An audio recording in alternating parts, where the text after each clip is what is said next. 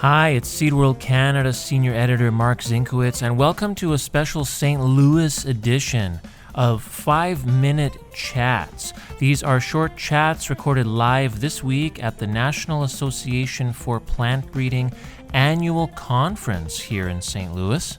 I sat down with Borlaug Scholar Kyle Parker. Kyle is in his final stretch as a PhD candidate in the Texas A&M wheat breeding program, where his research focuses on quantitative and comparative genomics for wheat improvement. We also talked about hot peppers.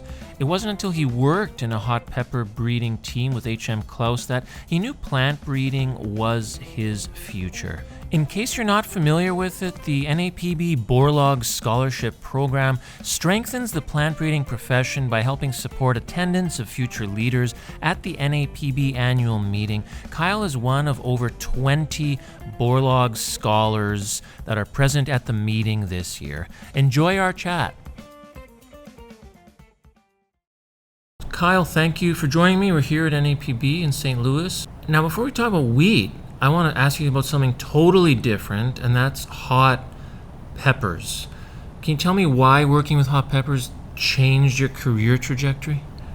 Yeah, and so it was my first, industry job right out of undergrad. And so I was working with the hot pepper breeding program over at HMC Klaus, and I had a great mentor there he was the breeder for the hot pepper program. And so I got to see all of the different peppers, their shapes and sizes and colors, and just working as part of that program made me feel like I knew I wanted to be a plant breeder, and that to get there I knew I had to go back to school.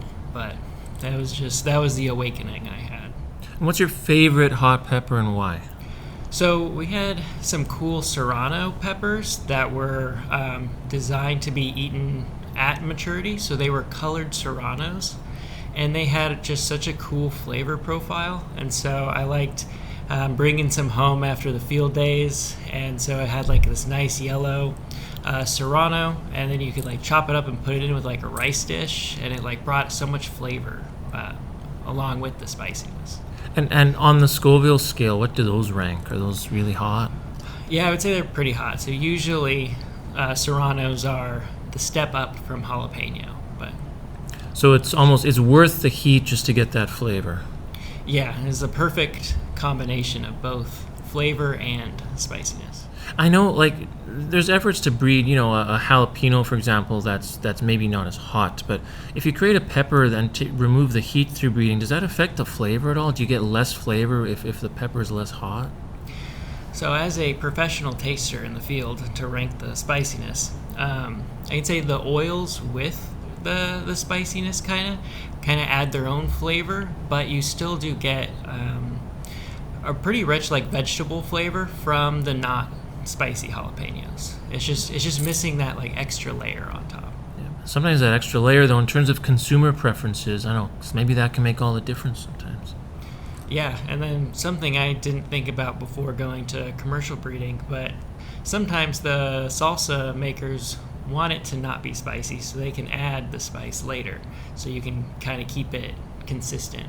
You're into wheat breeding now. You've totally changed gears. What's the next big thing in wheat for you that you think will really be a game changer? So by being able to unlock the underlying mechanisms, or so say, there's a gene that is really good for the drought resistance from a wild variety that we brought in, but it's in an area of the genome that's super hard to see normally. But with these long reads, we can get a more accurate picture, and then we can target that exact gene and then put it into maybe some other cultivars that have really good bread making, for example. Then you can give that bread making with that disease resistance as well.